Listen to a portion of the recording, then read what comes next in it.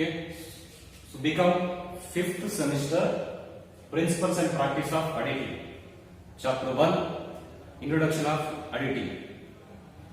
So we have already discussing about objectives of editing, primary objectives, secondary objectives, and specific objectives. Okay, ನಮಗೆ BCom fifth semester ಅಲ್ಲಿ ಲೆಕ್ಕ ಪರಿಶೋಧನೆಯ ಒಂದು ವಿಷಯದಲ್ಲಿ subject ಅಲ್ಲಿ ಚಾಪ್ಟರ್ 1 ಅಲ್ಲಿ ಸಂಬಂಧಪಟ್ಟಂಗೆ ಲೆಕ್ಕ ಪರಿಶೋಧನೆ ಉದ್ದೇಶಗಳ ಬಗ್ಗೆ ನಾವು ಏನ್ ಮಾಡಿದೀವಿ, ಚರ್ಚೆ ಮಾಡಿದೀವಿ. ಸೊ ಲೆಕ್ಕ ಪರಿಶೋಧನೆ ಉದ್ದೇಶಗಳಲ್ಲಿ ಮೂರು ರೀತಿ ಬರ್ತವೆ. ನಿಮ್ಗೆ ಆಲ್ರೆಡಿ ಮೊದಲನೇ ವಿಡಿಯೋ ನೋಡಿ ಗೊತ್ತಾಗುತ್ತೆ ನಿಮಗೆ. ಸೊ ಮೊದಲನೇದಾಗಿ ಮೂಲ ಉದ್ದೇಶ, ಪೂರಕ ಉದ್ದೇಶ ಮತ್ತು ನಿರ್ದಿಷ್ಟ ಉದ್ದೇಶಗಳು ಅಂತೇಳಿ ಮೂರು ರೀತಿ ನಾವು ಡಿವೈಡ್ ಮಾಡ್ತಾ ಹೋಗ್ತೀವಿ. ಸೊ ಅದ್ರಲ್ಲಿ ಆಲ್ರೆಡಿ ಪ್ರೈಮರಿ ಆಬ್ಜೆಕ್ಟಿವ್ಸ್ ಬಗ್ಗೆ ನಾನು ಡಿಸ್ಕಷನ್ ಮಾಡಿ ಒಂದು ವಿಡಿಯೋನ ಹಾಕಿದ್ದೀನಿ. ಸೊ ಇವತ್ತು ನಾವು ಏನ್ ಮಾಡ್ತಾ ಇದ್ದೀವಿ, ಸೆಕೆಂಡರಿ ಆಬ್ಜೆಕ್ಟಿವ್ಸ್ ಅಂದ್ರೆ ಪೂರಕ ಉದ್ದೇಶಗಳು. ಸೊ ಈ ಪೂರಕ ಉದ್ದೇಶಗಳು ಸ್ವಲ್ಪ ಇಂಪಾರ್ಟೆಂಟ್ ಅಂತ ಕರೀತಾ ಹೋಗ್ತೀನಿ. ಸೊ ಬಹಳ ಇಂಪಾರ್ಟೆಂಟ್. ಸೊ ಸುಮಾರು ಕ್ವಶನ್ ಪೇಪರ್ಸ್ ಅಲ್ಲಿ ರಿಪೀಟೆಡ್ ಆಗಿರ್ತಕ್ಕಂಥ ಕ್ವಶನ್ಗಳು ಇದರಲ್ಲಿ ಬರ್ತಾ ಹೋಗ್ತಾರೆ. ಸೊ ರಿಪೀಟೆಡ್ ಕ್ವಶನ್ಸ್ ಆಗಿರೋದ್ರಿಂದ ಇದಕ್ಕೆ ನಾನು ಏನ್ ಮಾಡ್ತಾ ಇದ್ದೀನಿ, ಸಪರೇಟ್ ವಿಡಿಯೋ ಮಾಡ್ತಾ ಇದ್ದೀನಿ. So secondary objectives. Secondary objectives ಅಲ್ಲಿ ನಿಮಗೆ ಮತ್ತೆ ಸಬ್ ಡಿವೈಡ್ ಮಾಡ್ತಾ ಹೋಗ್ತೀವಿ. ಸೆಕೆಂಡರಿ ಆಬ್ಜೆಕ್ಟಿವ್ಸ್ ಅಲ್ಲಿ ಮತ್ತೆ ನಾವು ಏನ್ ಮಾಡ್ತೀವಿ, ಎರಡು ರೀತಿ ಡಿವೈಡ್ ಮಾಡ್ತಾ ಹೋಗ್ತೀವಿ. ಸೊ ಆ ಎರಡು ಯಾವ್ಯಾವ ಅಂತೇಳಿ ಈಗ ಡಿಸ್ಕಷನ್ ನೋಡ್ತಾ ಹೋಗೋಣ. ಸೊ ಇವುಗಳ ಬಗ್ಗೆ ಎಕ್ಸ್ಪ್ರೆಷನ್ಸ್ ನೋಡ್ತಾ ಹೋಗೋಣ. ಸೆಕೆಂಡರಿ ಆಬ್ಜೆಕ್ಟಿವ್ಸ್ ಪೂರಕ ಉದ್ದೇಶಗಳಲ್ಲಿ ಸಬ್ ಡಿವೈಡ್ ಮಾಡ್ತಾ ಹೋಗ್ತೀವಿ. ಅಂದ್ರೆ ಇದರಲ್ಲಿ ಎರಡು ವಿಧಗಳು, detection and prevention of errors, ತಪ್ಪುಗಳನ್ನು ಕಂಡುಹಿಡಿಯುವುದು ಮತ್ತು ತಡೆಗಟ್ಟುವುದು. So detection and prevention of frauds, ಮೋಸಗಳನ್ನು ಕಂಡುಹಿಡಿಯುವುದು ಮತ್ತು ತಡೆಯುವುದು. ಸೊ ಇವೆರಡರ ಮೇಲೆ ಏನ್ ಮಾಡ್ತಾರೆ, ಸೊ 15 ಮಾರ್ಕ್ಸ್ ಕೇಳ್ತಾರೆ. ಸೊ ಒಂದೊಂದಾದ್ರೆ ಏನ್ ಮಾಡ್ತಾರೆ, 5 ಮಾರ್ಕ್ಸ್ ಕೇಳ್ತಾರೆ. ಹಾಗಾಗಿ ನಾನು ಏನ್ ಮಾಡ್ತಾ ಇದ್ದೀನಿ ಅಂದ್ರೆ ಇವತ್ತು ಕೇವಲ ಈ ಒಂದು ಟಾಪಿಕ್ ಅನ್ನು ಮಾತ್ರ, ಅಂದ್ರೆ ಡಿಟೆಕ್ಷನ್ ಪ್ರಿವೆನ್ಷನ್ ಆಫ್ ಎರರ್ಸ್ ಮಾತ್ರ ಏನ್ ಮಾಡ್ತೀನಿ, ಈ ವಿಡಿಯೋದಲ್ಲಿ ಎಕ್ಸ್ಪ್ಲೇಷನ್ಸ್ ಮಾಡ್ತೀನಿ. ಯಾಕಂದ್ರೆ ಸ್ವಲ್ಪ ಇಂಪಾರ್ಟೆಂಟ್ ಇದು. ಅದಾದ ನಂತರ ಸ್ವಲ್ಪ ಇಂಪಾರ್ಟೆಂಟ್ ಇದಕ್ಕೂ ಕೂಡ ನಾವು ಕೊಡ್ಬೇಕಾಗುತ್ತೆ. ಸೊ ಬಹಳಷ್ಟು ರಿಪಿಟೇಷನ್ 2 ಮಾರ್ಕ್ಸ್ ಅಲ್ಲಿ ಆಗ್ತಕ್ಕಂಥ ಕ್ವಶನ್ಗಳು ಇದರಲ್ಲಿ ಬರ್ತಾ ಹೋಗ್ತವೆ. ಸೊ ಸಮಟೈಮ್ಸ್ ಕೆಲವೊಂದು ಮಾತ್ರ ಇದರಲ್ಲಿ ಮಾಡ್ತವೆ 2 ಮಾರ್ಕ್ಸ್ ರಿಪಿಟೇಷನ್ ಆಗ್ತಕ್ಕಂಥವು.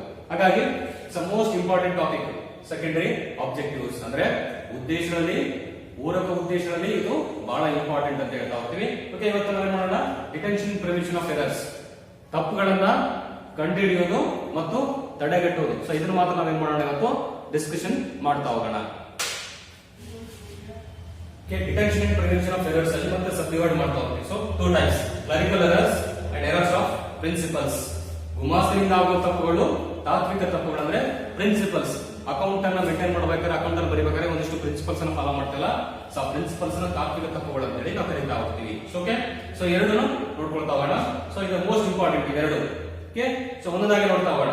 ಸೊ ಮೊದಲನೇದಾಗಿ ಎರರ್ಸ್ ಅಂದ್ರೆ ಏನು, ಎರರ್ಸ್ ಅಂದ್ರೆ ಏನು, ತಪ್ಪುಗಳಂದ್ರೆ ಏನಂತ ಕರಿತೀವಿ ನಾವು. So unintentionally mistake in the financial statement or financial report, financial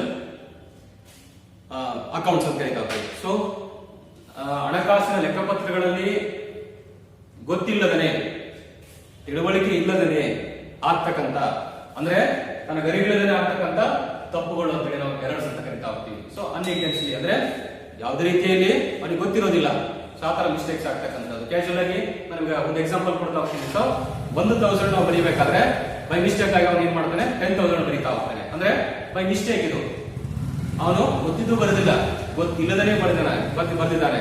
so ಅವನಿಗೆ ಅದರ ಬಗ್ಗೆ ಬರೀಬೇಕಾದ್ರೆ ಗೊತ್ತಾಗಿಲ್ಲ. ಆ ತರ ಒಂದು ಇರ್ತಕ್ಕಂಥದ್ದು ಎರರ್ಸ್ ಅಂತ ಹೇಳಿ ಕರೀತಾ ಹೋಗ್ತೀವಿ. ಸೊ ಅದರಲ್ಲಿ ಕ್ಲರಿಕಲ್ ಎರರ್ಸ್, ಕ್ಲರಿಕಲ್ ಅಂದ್ರೆ ಏನು, ಒಬ್ಬ ಗುಮಾಸ್ತ ಲೆಕ್ಕಪತ್ರ ಬರೆಯುವಂತ ಒಬ್ಬ ಗುಮಾಸ್ತ ಏನೇನ್ ತಪ್ಪುಗಳನ್ನು ಮಾಡ್ತಾನೆ ಅನ್ನೋದ್ರ ಬಗ್ಗೆ ಸೊ ಇದರಲ್ಲಿ ಸಬ್ ಪಾಯಿಂಟ್ಸ್ ಗಳನ್ನ ಕೊಡ್ತಾ ಹೋಗ್ತಾರೆ. ಸೊ ಇದರಲ್ಲಿ ಸುಮಾರು 5 ಪಾಯಿಂಟ್ಸ್ ಸಬ್ ಪಾಯಿಂಟ್ಸ್ ಇದಾವೆ, ಅದ್ರ ಬಗ್ಗೆ ಡಿಸ್ಕಷನ್ ಮಾಡೋಣ. ಸೊ ಮೊದಲನೇದಾಗಿ ನಾವೇನ್ ಮಾಡೋಣ, ಎರಡನೇ ಪಾಯಿಂಟ್ ನೋಡ್ಕೊಂಡ್ ಎರರ್ಸ್ ಆಫ್ ಪ್ರಿನ್ಸಿಪಲ್ಸ್, ತಾತ್ವಿಕ ತಪ್ಪುಗಳು ಅಂದ್ರೆ ಏನು ಅಂತ ಹೇಳಿ. ಸೊ ತಾತ್ವಿಕ ತಪ್ಪುಗಳು ಅಂದ್ರೆ ಏನು, ತಾತ್ವಿಕ ತಪ್ಪುಗಳು ಯಾವ ರೀತಿ ಕರಿತೀವಿ, ಇಲ್ಲಿ ಅಕೌಂಟಿಂಗ್ ಸ್ಟೇಟ್ಮೆಂಟ್ಸ್ ಅಲ್ಲಿ ಕೆನಾಟ್ ಮೇಂಟೈನ್ ದ ಪ್ರಿನ್ಸಿಪಲ್ಸ್ ಅಂದ್ರೆ ಲೆಕ್ಕಪತ್ರದ ತತ್ವಗಳನ್ನ ಸರಿಯಾಗಿ ಪಾಲನೆ ಮಾಡಿರೋದಿಲ್ಲ, ಕ್ಲಿಯರ್ ಪಿಕ್ಚರ್ ಇರೋದಿಲ್ಲ. So assets and liabilities, so assets ಯಾವ, ಲಯಬಿಲಿಟೀಸ್ ಯಾವುವು, ಅಸೆಟ್ಸ್ ಅನ್ನ ಹೇಗೆ ನಾವು ಬರೀತೀವಿ, ಲಯಬಿಲಿಟೀಸ್ ಅನ್ನ ಹೇಗೆ ಬರೀತೀವಿ ಅನ್ನೋ ಬಗ್ಗೆ ಕ್ಲಿಯರ್ ಆಗಿ ಯಾವುದೇ ರೀತಿಯ ತತ್ವಗಳನ್ನು ಫಾಲೋ ಮಾಡಿರೋದಿಲ್ಲ. ಸಂತ mistakes, errors of principle. Sometimes ಈ ತರ ಮಿಸ್ಟೇಕ್ಸ್ ಆಗ್ತಕ್ಕಂಥದ್ದು ಕಾಮನ್ ಆಗಿ ಗೊತ್ತಿರುತ್ತೆ. ಸೊ ಇಲ್ಲಿ ಒಂದಿಷ್ಟು ವೆಚ್ಚಗಳು, ಕಾಸ್ಟ್ ಅನ್ನು ಬರೀಬೇಕಾದ್ರೆ ಕನ್ಫ್ಯೂಸ್ ಆಗುತ್ತೆ. ಸೊ ಕಾಸ್ಟ್ ವೆಚ್ಚಗಳು, ಸೊ ಯಾವ್ದನ್ನ ಎಲ್ಲಿ ನಾವು ಫಿಲ್ ಮಾಡಬೇಕು ಅನ್ನೋದು ಕೂಡ ಗೊತ್ತಾಗೋದಿಲ್ಲ. ಆ ತರ ಪ್ರಿನ್ಸಿಪಲ್ಸ್ ಇವು ತಾತ್ವಿಕ ತಪ್ಪುಗಳು. ಸೊ ಯಾವ ವೆಚ್ಚವನ್ನ ಎಲ್ಲಿ ಹಾಕಬೇಕು ಅನ್ನೋದು ಗೊತ್ತಿರದೇ ಮಾಡತಕ್ಕಂತ ಮಿಸ್ಟೇಕ್ಸ್ಗಳು. ಸಾಮಾನ್ಯವಾಗಿ ಗೂಡ್ಸ್ ಅನ್ನ ಪರ್ಚೇಸ್ ಮಾಡ್ತೀವಿ, ಅಂದ್ರೆ ರಾ ಮಟೀರಿಯಲ್ ಪರ್ಚೇಸ್ ಮಾಡ್ತಾ ಹೋಗ್ತೀವಿ. ರಾ ಮಟೀರಿಯಲ್ ಪರ್ಚೇಸ್ ಮಾಡಿದ್ರೆ ಎಲ್ಲಿ ಬರೀತೀವಿ? ಸೊ ಪರ್ಚೇಸ್ ಬುಕ್ ಅಲ್ಲಿ ಬರೀತಾ ಹೋಗ್ತೀವಿ. ಸಪೋಸ್ ಗೂಡ್ಸ್ ಅನ್ನ ಸೇಲ್ ಮಾಡಿದಾಗ ನಾವು ಸೇಲ್ಸ್ ಬುಕ್ ಅಲ್ಲಿ ಎಂಟ್ರಿ ಮಾಡ್ತೀವಿ. ಸೊ ಸಂಬಂಧಪಟ್ಟ ಕಾಸ್ಟ್ ಅನ್ನ ಎಷ್ಟು ಪರ್ಚೇಸ್ ಮಾಡುತ್ತೆ ಕಾಸ್ಟ್ ಎಲ್ಲಿ ಬರೀಬೇಕು ಅದು. ಸೊ ಸಮಟೈಮ್ಸ್ ಮಿಸ್ಟೇಕ್ಸ್ ಆಗ್ತಕ್ಕಂಥದ್ದು, ಕನ್ಫ್ಯೂಸ್ ಆಗ್ತಕ್ಕಂಥದ್ದು. ಸೊ ಹಾಗಾಗಿ ಈ ತರ ತಪ್ಪುಗಳು ಕಾಮನ್ ಆಗಿ ನಾವೇನಂತೀವಿ ಎರರ್ಸ್ ಆಫ್ ಪ್ರಿನ್ಸಿಪಲ್ಸ್ ಅಂತ ಹೇಳಿ ಕರೀತಾ ಹೋಗ್ತೀವಿ. ಸೊ ಎರರ್ಸ್ ಆಫ್ ಪ್ರಿನ್ಸಿಪಲ್ಸ್ ಸಾಮಾನ್ಯವಾಗಿ transaction is not recorded according to the basic principles of accounting. The debit and credit is given the wrong head of accounts. ಅಂದ್ರೆ ಡೆಬಿಟ್ ಟು ಕ್ರೆಡಿಟ್ ಅನ್ನ wrong head ಅಲ್ಲಿ ಬರೀತಕ್ಕಂಥದ್ದು. So debit side ಯಾವುದು, credit side ಯಾವುದು ಬರೀಬೇಕಾದ್ರೆ wrong heads ಅನ್ನ ಹಾಕ್ತಕ್ಕಂಥದ್ದು. ಅಂದ್ರೆ ಅದ್ರ ತಲೆ ಬರಹ ಅಂತ ಕರಿತಾ ಹೋಗ್ತೀವಿ. ಆ ಹೆಡ್ಸ್ ಅನ್ನ ಏನ್ ಮಾಡ್ತೀವಿ, ಚೇಂಜ್ ಮಾಡ್ತಕ್ಕಂಥದ್ದು ಯಾವುದು ಎರರ್ಸ್ ಆಫ್ ಪ್ರಿನ್ಸಿಪಲ್ಸ್ ಅಂತ ಹೇಳಿ ಕರಿತಾ ಹೋಗ್ತೀವಿ. ಓಕೆ, ಇದು ನಿಮಗೆ ಜಾಸ್ತಿ ಕೇಳಲ್ಲ, 2 ಮಾರ್ಕ್ಸ್ ಕೇಳತಕ್ಕಂಥದ್ದು ಎರರ್ಸ್ ಆಫ್ ಪ್ರಿನ್ಸಿಪಲ್ಸ್. ಓಕೆ, ಇಲ್ಲಿ ಪ್ರಿನ್ಸಿಪಲ್ಸ್, ಅಕೌಂಟಿಂಗ್ ಪ್ರಿನ್ಸಿಪಲ್ಸ್ ನಿಮ್ಗೆ ಗೊತ್ತಿದೆಯಲ್ಲ, ಅಕೌಂಟಿಂಗ್ ಪ್ರಿನ್ಸಿಪಲ್ಸ್ ಅನ್ನ ಸರಿಯಾಗಿ ಅವರಿಗೆ ಫಾಲೋ ಮಾಡಿರೋದಿಲ್ಲ. ಸೊ ಲೆಕ್ಕಪತ್ರಗಳು ಅವುಗಳನ್ನ ಸರಿಯಾಗಿ ಬರೆದಿರೋದಿಲ್ಲ ಅನ್ನೋದು ಅಷ್ಟೇ. ಬಿಟ್ರೆ ನಿಮ್ಗೆ 2 ಮಾರ್ಕ್ಸ್ ಕೇಳತಕ್ಕಂಥ ಕ್ವಶನ್ಸ್ ಇದು ಇಷ್ಟೇ ಕೇಳ್ತಾರೆ. ಬಟ್ ಕ್ಲರಿಕಲ್ ಎರರ್ಸ್ ಅಲ್ಲಿ ಸ್ವಲ್ಪ ಪಾಯಿಂಟ್ಸ್ ಇದಾವೆ, ಹಾಗಾಗಿ ಕ್ಲರಿಕಲ್ ಎರರ್ಸ್ ಅನ್ನ ನೋಡ್ತಾ ಹೋಗೋಣ ಈಗ. ಸ್ಟೂಡೆಂಟ್ಸ್, ಕ್ಲರಿಕಲ್ ಎರರ್ಸ್ ಅಲ್ಲಿ ಫಸ್ಟ್ ಒನ್ ಎರರ್ಸ್ ಆಫ್ ಡುಪ್ಲಿಕೇಶನ್ಸ್, ವೀರಕಲು ತಪ್ಪುಗಳು ಅಂತ ಕರಿತಾ ಹೋಗ್ತೀವಿ. ಸೊ ಇದು ಈಸಿಯಾಗಿ ಅಂಡರ್ಸ್ಟ್ಯಾಂಡ್ ಮಾಡ್ಕೋಬೇಕಂದ್ರೆ ಒಂದೇ ಟ್ರಾನ್ಸಾಕ್ಷನ್ ಅನ್ನ 2 ಕಡೆ ಬರೀತಕ್ಕಂಥದ್ದು. Suppose in the transaction 2 time write in the accounts same, ಅಂದ್ರೆ ಒಂದೇ ಟ್ರಾನ್ಸಾಕ್ಷನ್ ಏನ್ ಮಾಡ್ತೀವಿ ನಾವು 2 ಕಡೆ, ಅಂದ್ರೆ 2 ಅಕೌಂಟ್ಸ್ ಅಲ್ಲಿ ಬರೀತಕ್ಕಂಥದ್ದು. ಸೊ ಒಂದೇ ಟ್ರಾನ್ಸಾಕ್ಷನ್, ಏನು ಚೇಂಜಸ್ ಇಲ್ಲ. ಸಪೋಸ್ ಒಂದು ಎಕ್ಸಾಂಪಲ್ ಅಂತ ಹೇಳಿದ್ರೆ ಗೂಡ್ಸ್ ಅನ್ನ ಖರೀದಿ ಮಾಡಿರ್ತೀವಿ, ಪರ್ಚೇಸ್ ಮಾಡಿರ್ತೀವಿ. ಸೊ ಪರ್ಚೇಸ್ ಬುಕ್ ಅಲ್ಲಿ ಎಂಟ್ರಿ ಮಾಡ್ತೀವಿ. ಸೊ ಗೂಡ್ಸ್ ಯಾರಿಂದ ಪರ್ಚೇಸ್ ಮಾಡಿದ್ವಿ ಅನ್ನೋದಕ್ಕಿಂತ ನಾವು ಗೂಡ್ಸ್ ಬಂದಾಗ ನಾವು ಗೂಡ್ಸ್ ಅಷ್ಟೇ ಬರೀತೀವಿ. ಅದನ್ನ ಏನ್ ಮಾಡ್ತೀವಿ ಅಂದ್ರೆ ಗೂಡ್ಸ್ ಬಂದಾಗ ಸಪರೇಟ್ ಆಗಿ ಬುಕ್ ಅಲ್ಲಿ ಬರೀತೀವಿ. ಅದಕ್ಕೆ ಯಾರು ಸಪ್ಲೈ ಮಾಡಿರ್ತಾರ ಅವನು ಖಾತೆಯಲ್ಲಿ ಮತ್ತೆ ಸಪರೇಟ್ ಆಗಿ ಬರ್ತೀವಿ, ಸೇಲ್ಸ್ ಅಂತ ಹೇಳಿ. ಸಮಸ್ಯೆ ಏನಾಗ್ತಂದ್ರೆ 2 ಕಡೆ ಎಂಟ್ರಿ ಆಗುತ್ತೆ, ಒಂದೇ ಅಮೌಂಟ್ 2 ಕಡೆ ಎಂಟ್ರಿ ಆಗ್ತಕ್ಕಂಥ. ಪರ್ಚೇಸ್ ಅಲ್ಲೂ ಎಂಟ್ರಿ ಆಯ್ತು, ಮತ್ತೆ ಅವನ ಕಡೆ ಖರೀದಿ ಮಾಡಿದಾಗ ಅವನ ಕಡೆಯಿಂದ ಕೂಡ ಏನಾಯ್ತು, 2 ಕಡೆ ಎಂಟ್ರಿ ಆಯ್ತು. ಸೊ ಥರ್ಡ್ ಏನಾಗ್ತದೆ, ಅವನು ಬಿಲ್ ಕಳಿಸಿದಾಗ ಕೂಡ ಆ ಬಿಲ್ ಕೂಡ ಮತ್ತೆ ಸಪರೇಟ್ ಎಂಟ್ರಿ ಮಾಡ್ತಾನೆ. ಅಂದ್ರೆ ಪರ್ಚೇಸ್ ಮಾಡಿದಾಗ ಆಲ್ರೆಡಿ ಎಂಟ್ರಿ ಮಾಡಿರ್ತೀವಿ ಗೂಡ್ಸ್ ಎಷ್ಟು ಬಂದಿದೆ ಅಂತ ಹೇಳಿ. ಆನಂತರ ಮತ್ತೆ ಸಪರೇಟ್ ಆಗಿ ಒಂದು ಬಿಲ್ ಕಳಿಸಿದಾಗ 2ನೇ ಟೈಮು ಆ ಬಿಲ್ ಕೂಡ ಎಂಟ್ರಿ ಮಾಡ್ತಾ ಹೋಗ್ತೀವಿ. ಸಪೋಸ್ 2 ಟೈಮ್, ಸೊ ಇದು 2 ಟೈಮ್ಸ್ ಎಂಟ್ರಿ ಆಗ್ತಕ್ಕಂಥದ್ದು. ಸೊ ಈ ತರ ಸಮಸ್ಯೆಗಳಾದಾಗ ಏನಾಗುತ್ತೆ ಅಂದ್ರೆ ಕ್ಯಾಶುಯಲ್ ಆಗಿ ಬ್ಯಾಲೆನ್ಸ್ ಶೀಟ್ ಎಫೆಕ್ಟ್ ಆಗ್ತಕ್ಕಂಥದ್ದು. ಯಾವುದು ಎರರ್ಸ್ ಆಫ್ ಡುಪ್ಲಿಕೇಶನ್ ಅಂದ್ರೆ ಬ್ಯಾಲೆನ್ಸ್ ಶೀಟ್ ಗೆ ಎಫೆಕ್ಟ್ ಆಗ್ತಕ್ಕಂಥದ್ದು. ಸೊ ಬ್ಯಾಲೆನ್ಸ್ ಶೀಟ್ ಅಲ್ಲಿ ಅಥವಾ ನಮ್ಮ ತಾಳೆ ಪಟ್ಟಿಯಲ್ಲಿ ಏನಾಗುತ್ತೆ, ಇದು ಸಮಸ್ಯೆ ಆಗುತ್ತೆ. ಸೊ ನಮಗೆ ಬ್ಯಾಲೆನ್ಸ್ ಶೀಟ್ ಅವಾಗ ಏನಾಗಲ್ಲ, ಟ್ಯಾಲಿ ಆಗೋದಿಲ್ಲ. ಸೊ ಈ ತರ ನಕಲು ತಪ್ಪುಗಳು ಅಂತ ಹೇಳಿ ಕರಿತಾ ಹೋಗ್ತೀವಿ. ಅಂದ್ರೆ ಇಲ್ಲಿ ಬರಿಬೇಕಾದ್ರೆ 2 ಸಲ ಮಿಸ್ಟೇಕ್ಸ್ ಅನ್ನು ಮಾಡ್ತಾನೆ, ಗೊತ್ತಿಲ್ಲದೇನೆ ಮಾಡ್ತಾನೆ. ಗೂಡ್ಸ್ ಪರ್ಚೇಸ್ ಮಾಡಿದಾಗ ಏನ್ ಮಾಡ್ತಾನೆ, 1 ಟೈಮ್ ಎಂಟ್ರಿ ಮಾಡ್ಕೊಂಡಿರ್ತಾನೆ.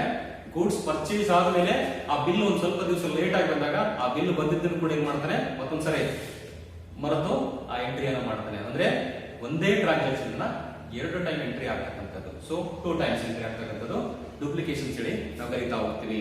ಸೊ ಈ ತರ ಏನಾಗ್ತದೆ, its effect on balance sheet. Balance sheet ಇದೇನಾಗುತ್ತೆ, ಎಫೆಕ್ಟ್ ಆಗ್ತಕ್ಕಂಥದ್ದು. Okay, so next point, second point, errors of commission, ಬರೆಯುವಾಗ ಉಂಟಾದ ತಪ್ಪುಗಳು ಕರಿತಾ ಹೋಗ್ತೀವಿ. Sometimes wrong entry in the books of accounts, ಅಂದ್ರೆ ಲೆಕ್ಕಪತ್ರಗಳಲ್ಲಿ ಬರೀಬೇಕಾದ್ರೆ ರಾಂಗ್ ಎಂಟ್ರಿ ಮಾಡ್ತಕ್ಕಂಥದ್ದು. ಅಂದ್ರೆ ಸಪೋಸ್ ಪೋಸ್ಟಿಂಗ್ ಎರರ್ಸ್, ಯಾವ್ದಾದ್ರು ಒಂದು ಎಂಟ್ರಿನ ಪೋಸ್ಟ್ ಮಾಡ್ಬೇಕಾದ್ರೆ ಅಂದ್ರೆ ಅವನ್ನ ಬರೀಬೇಕಾದ್ರೆ ಇಲ್ಲಿ ಎಂಟ್ರಿ ಮಾಡಬೇಕು ಮತ್ತೆ ಇಲ್ಲಿ ಎಂಟ್ರಿ ಮಾಡಬೇಕು ಗೊತ್ತಾಗದೆ ಕನ್ಫ್ಯೂಸ್ ಆಗಿ ಬೇರೆ ಕಡೆ ಎಂಟ್ರಿ ಮಾಡ್ತಕ್ಕಂಥದ್ದು.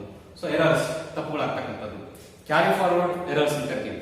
ಅಂದ್ರೆ ಈ ಒಂದು ಕಡೆ ಇನ್ನೊಂದು ಕಡೆ ಕ್ಯಾರಿ ಫಾರ್ವರ್ಡ್ ಮಾಡಬೇಕಾದ್ರೆ ಕೂಡ ಎಂಟ್ರಿ ತಪ್ಪಾಗ್ತಕ್ಕಂಥ. ಟ್ರೇಡಿಂಗ್ ಅಕೌಂಟ್ ಇಂದ P&L ಅಕೌಂಟ್ ಬಂದಾಗ ಎರರ್ಸ್ ಆಗ್ಬೋದು, P&L ಅಕೌಂಟ್ ಇಂದ ಸಾಮಾನ್ಯವಾಗಿ ಬ್ಯಾಲೆನ್ಸ್ ಶೀಟ್ ಬಂದಾಗ ಎರರ್ಸ್ ಆಗ್ಬೋದು. ಸೊ ಈ ತರ ಎರರ್ಸ್ ಆಗ್ತಕ್ಕಂಥದ್ದು. ಸಮಟೈಮ್ಸ್ ಬ್ಯಾಲೆನ್ಸಿಂಗ್ ಎರರ್ಸ್, ಬ್ಯಾಲೆನ್ಸ್ ಮಾಡ್ಬೇಕಾದ್ರೆ ಎರರ್ಸ್ ಆಗುತ್ತೆ, ಟೋಟಲ್ ಮಾಡ್ಬೇಕಾದ್ರೆ ಎರರ್ಸ್ ಆಗುತ್ತೆ. ಸೊ ಈ ತರ ಇವು ಬರೆಯುವಾಗ ಉಂಟಾದ ತಪ್ಪುಗಳು. ಉದಾಹರಣೆ ಕೊಡ್ತೀನಿ. ಸೊ ನಮ್ಗೆ 1150 ರೂಪಾಯಿ ಬರೀಬೇಕಾಗಿತ್ತು. ಅವ್ರು ಏನ್ ಮಾಡ್ತಾನೆ, 1150 ರೂಪಾಯಿ ಬರೀಬೇಕಾದ್ರೆ ನಿಮ್ಗೆ ಎಕ್ಸಾಂಪಲ್ ಕೊಡ್ತೀನಿ, 1150 ರೂಪಾಯಿ ಬರೀಬೇಕಾಗಿತ್ತು. ಸೊ ಅವ್ನು ಏನ್ ಮಾಡ್ತಾನೆ, ಎಂಟ್ರಿ ಮಾಡ್ಬೇಕಾದ್ರೆ ಸಮ್ ಟೈಮ್ ಚೇಂಜ್ ಮಾಡ್ತಾನೆ. ಏನ್ ಬರೀತಾನೆ, ಸೊ 1510 ಬರೀಬಹುದು, ಕನ್ಫ್ಯೂಸ್ ಆಗಿ ಬರೀಬಹುದು. ಸಮ್ ಟೈಮ್ಸ್ ಚೇಂಜ್ ಆಗ್ತಕ್ಕಂಥದ್ದು ರಾಂಗ್ ಎಂಟ್ರಿ ಅಂತ ಕರಿತಾ ಹೋಗ್ತೀವಿ. ಸೊ ಈ ತರ ರಾಂಗ್ ಎಂಟ್ರಿ ಆಗ್ತಕ್ಕಂಥದ್ದು ನಾವೇನ್ರಿ ಸೊ ಬರೆಯುವಾಗ ಉಂಟಾದ ತಪ್ಪುಗಳು ಅಂತೇಳಿ ಕರಿತಾ ಹೋಗ್ತೀವಿ. Okay, next point, errors of omission, ಬರೆಯದೆ ಬಿಟ್ಟ ತಪ್ಪುಗಳು ಅಂತ ಕರಿತಾ ಹೋಗ್ತೀವಿ. ಸಮ್ಟೈಮ್ಸ್ ನಾವೇನ್ ಮಾಡ್ತೀವಿ, the transaction is partly or wholly not entry in the books. ಅಂದ್ರೆ ಭಾಗಶಃ ಅಥವಾ ಪೂರ್ತಿಯಾಗಿ ಯಾವುದಾದ್ರೂ ಒಂದು ಎಂಟ್ರಿಯನ್ನ, ಯಾವುದಾದ್ರೂ ಒಂದು ದೈನಂದಿನ ಲೆಕ್ಕಪತ್ರಗಳನ್ನು ಬರೆಯದೆ ಬಿಡ್ತಕ್ಕಂಥದ್ದು. ಸೊ ಇದನ್ನ ನಾವೇನ್ರಿ ಎರರ್ಸ್ ಆಫ್ ಒಮಿಷನ್ ಅಂತ ಹೇಳಿ ಕರಿತಾ ಹೋಗ್ತೀವಿ. ಸಮ್ಟೈಮ್ಸ್ ಕೆಲವೊಂದು ಆಗ್ತಕ್ಕಂಥದ್ದು.